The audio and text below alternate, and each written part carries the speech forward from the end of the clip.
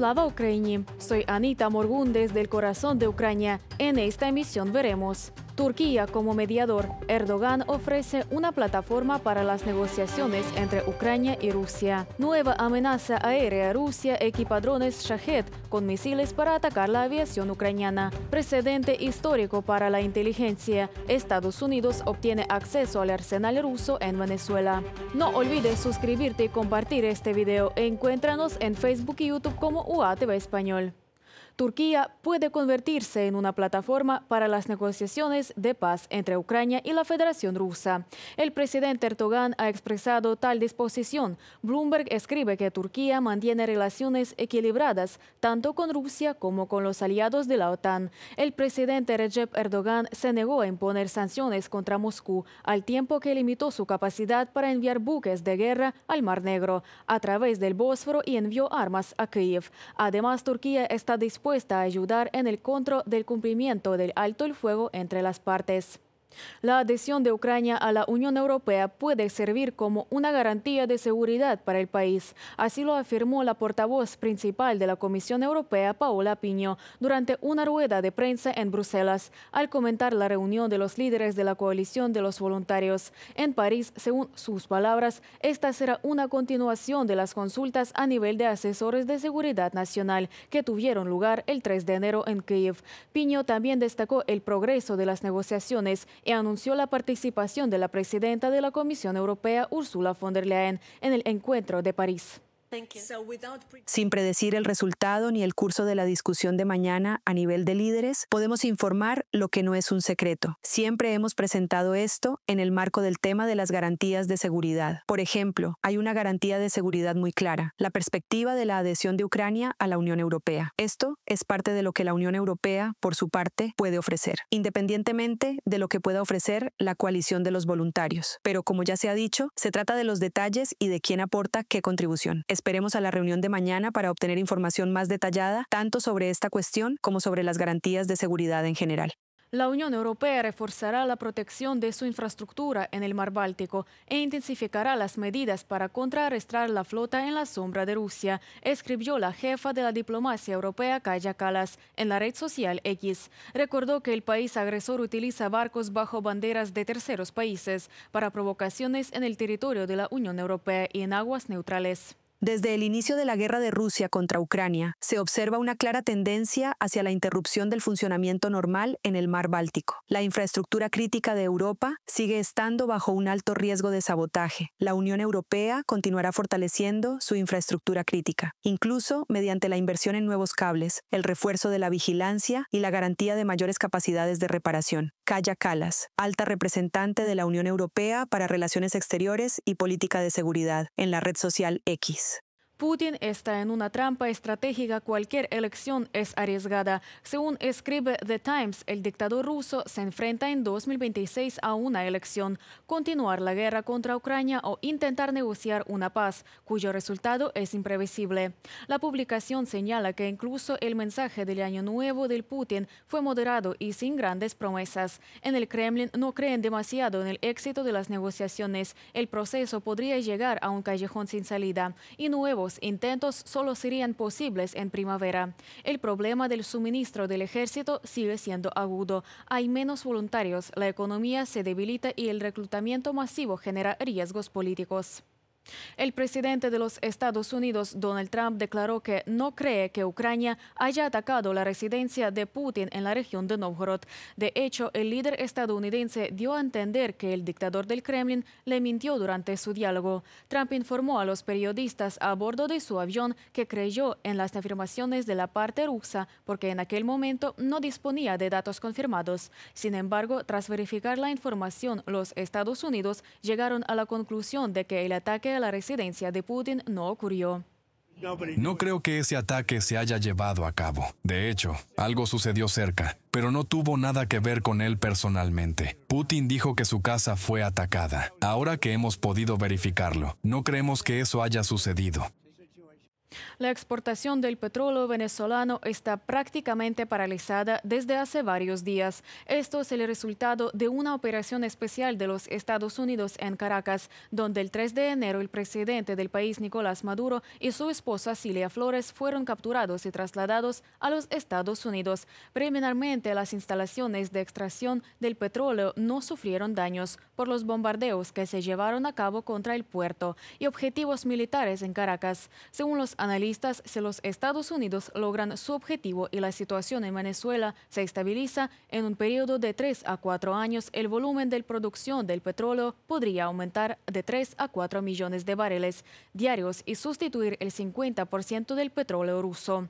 Los empresarios rusos ya están dando la voz de alarma. Temen que los Estados Unidos quieran reducir el precio del petróleo ruso a $50 por barril.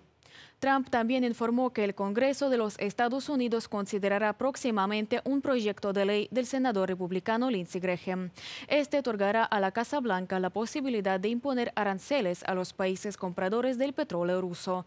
Según Trump, los nuevos mecanismos permitirán intensificar la presión sobre Moscú y limitar sus ingresos petroleros con los cuales se financia la guerra contra Ucrania. El líder estadounidense mencionó en particular a la India, con respecto a la cual los Estados Unidos ya duplicaron los aranceles hasta el 50% en agosto, debido a sus vínculos petroleros con Rusia.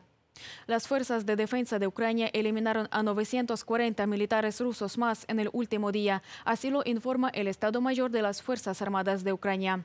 Además, los defensores ucranianos destruyeron 5 tanques, 46 sistemas de artillería y 879 drones de nivel operativo táctico. Desde el inicio de invasión a gran escala, el ejército ruso ha perdido en total 1.213.460 soldados. También fueron destruidas 6 máquinas de combate blindadas, un sistema de defensa antiaérea y 157 vehículos automotores. Rusia intenta crear una nueva amenaza para la aviación ucraniana. El ejército invasor ha armado los drones Shahed con misiles. Los militares ucranianos lograron interceptar uno de estos vehículos aéreos no tripulados, según informaron las fuerzas de sistemas de aeronaves no tripuladas de las Fuerzas Armadas de Ucrania. El dron kamikaze estaba equipado con un sistema de defensa aérea portátil. El dron también contaba con un módem de radio y una cámara para ser controlado desde el territorio de la Federación Rusa. El presidente Volodymyr Zelensky, tras el ataque nocturno de la Federación Rusa contra un hospital en Kiev, declaró que los socios no deben olvidar la ayuda diaria a Ucrania, en particular mediante medios de defensa. Asimismo, subrayó que es precisamente el Kremlin quien está prolongando la guerra.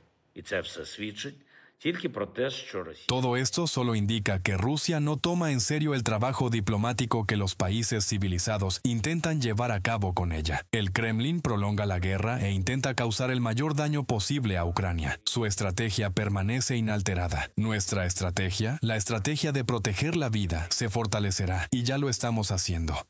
El ministro de Relaciones Exteriores de Ucrania, Andriy Sybiha, instó a los socios a fortalecer la defensa antiaérea de Ucrania e intensificar la presión sobre Moscú tras otro ataque ruso. Subrayó que los constantes bombardeos rusos deben motivar a los socios a no permitir pausas en el apoyo a Kiev. Cada uno de estos ataques de la Federación Rusa debe recordar a nuestros socios que no se puede detener el apoyo a Ucrania. Mientras seguimos cooperando activamente con los Estados Unidos y los socios europeos para alcanzar la paz, el fortalecimiento de Ucrania, especialmente de su defensa antiaérea, y la intensificación de la presión sobre Moscú, siguen siendo tareas críticas. Andriy Sybiha, ministro de Relaciones Exteriores de Ucrania, en la red social X. Haz que la verdad llegue más lejos. Comparte, comenta y suscríbete. Búscanos en Facebook y YouTube como UATV Español. Continuemos. La detención de Nicolás Maduro y la transición de Venezuela al control temporal de Estados Unidos sientan un precedente único para las agencias de inteligencia occidentales, informa Defense Express. Según la publicación, por primera vez en décadas, especialistas estadounidenses obtienen acceso directo a sistemas de armas rusos de exportación y de vanguardia anteriormente inaccesibles para un examen físico detallado. Tras la captura de Nicolás Maduro en la capital de Venezuela, Caracas, la noche del 3 de enero, Estados Unidos anunció un plan para dirigir directamente el país hasta que se produzca una transferencia de poder segura. También se anunció un plan para recuperar el control de la industria petrolera del país, que que posee las mayores reservas probadas de petróleo del mundo. Los especialistas estadounidenses también podrían obtener acceso a todo el armamento de las Fuerzas Armadas venezolanas, incluido el material entregado recientemente por la Federación Rusa. En particular, lo más interesante para Estados Unidos podrían ser los sistemas de defensa antiaérea S-300WM, suministrados por Rusia a Venezuela en 2013 en 2 divisiones. Además, en octubre de 2025, Rusia trasladó a Venezuela aviones Il-76 con un número desconocido de sistemas de misiles Pantsir y Buk M2, de una publicación de Defense Express. La caída del régimen de Nicolás Maduro, quien fue capturado por fuerzas especiales estadounidenses y comparecerá ante un tribunal de Nueva York, acusado de tráfico de sustancias prohibidas, ha dejado en el aire el destino de miles de millones de dólares en inversiones y préstamos que Venezuela recibió de Rusia. Según Reuters, entre 2006 y 2017, el Kremlin asignó 17.000 millones de dólares al gobierno venezolano y a la compañía petrolera estatal del país. El primer desembolso, 2.200 millones de dólares, lo recibió el predecesor de Maduro, Hugo Chávez, quien en 2009 firmó un contrato para la compra de armas rusas, incluidos tanques T-72 y sistemas antiaéreos S-300. 8 años después, Venezuela ya debía a Moscú 3.500 millones de dólares, que no podía devolver debido a la crisis económica y las sanciones. En 2017, Vladimir Putin y Maduro acordaron aplazar los pagos de este préstamo por 10 años, con el pago del capital principal programado entre 2024 y 2025. Del periódico The Moscow Times.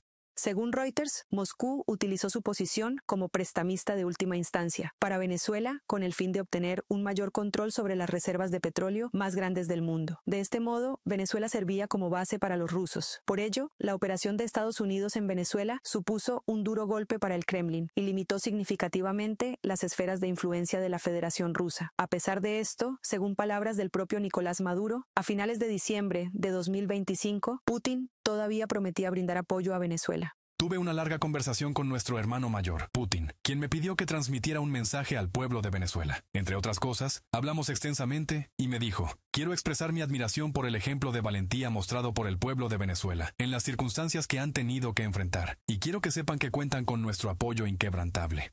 Estos comentarios de Maduro en diciembre se produjeron en medio de una creciente presión de Washington sobre Caracas con nuevas sanciones contra compañías navieras. Maduro era un socio clave del Kremlin en la región. Putin recibió calurosamente al líder venezolano durante el desfile en Moscú el 9 de mayo. Ahora, el Kremlin corre el riesgo de perder a uno de sus aliados clave en América Latina y enfrentar pérdidas potenciales en el sector energético, afirman los expertos.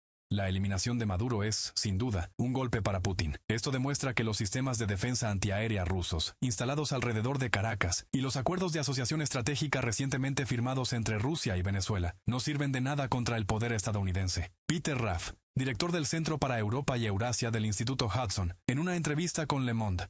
El Ministerio de Relaciones Exteriores de Rusia condenó las acciones de Estados Unidos para derrocar el régimen de Nicolás Maduro y expresó su profunda preocupación por lo sucedido. Moscú subrayó cínicamente que todos los socios internacionales deben resolver las disputas exclusivamente mediante el diálogo y declaró su supuesta disposición a apoyar tales negociaciones. El arresto de Maduro fue calificado por Rusia como un acto de agresión armada contra Venezuela. Sin embargo, Putin no hizo nada para ayudar o salvar a Maduro.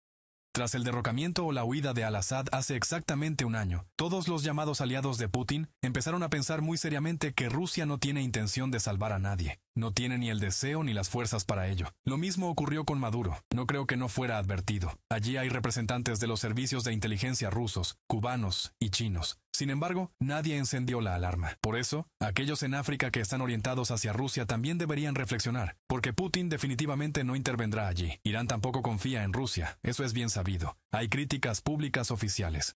La influencia de Rusia está disminuyendo drásticamente en todo el mundo, incluso entre los aliados de Putin, sostienen los expertos. Esta derrota es solo uno de los muchos fracasos geopolíticos del Kremlin. Las relaciones rotas, un ejército debilitado y el aislamiento han socavado la capacidad de Moscú para proyectar poder. Turquía y la Unión Europea avanzan en la mediación y seguridad para Ucrania tras las consultas del 3 de enero.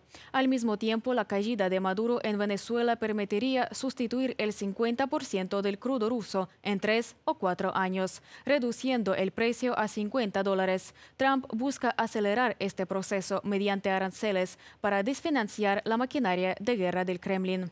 En el frente, Rusia equipa drones Shahed con misiles, lo que obliga a reforzar urgentemente recientemente la defensa antiaérea ucraniana. Putin enfrenta una trampa estratégica en 2026 por la crisis económica y la falta de reclutas. Además, el acceso de Estados Unidos a tecnología militar rusa en Venezuela debilita aún más la influencia global de Moscú. Eso es todo por hoy. Cuéntanos desde qué país nos estás viendo y comparte tu opinión en los comentarios. Recuerda, Ucrania lucha, el mundo lo ve. Gloria a Ucrania y gloria a los héroes.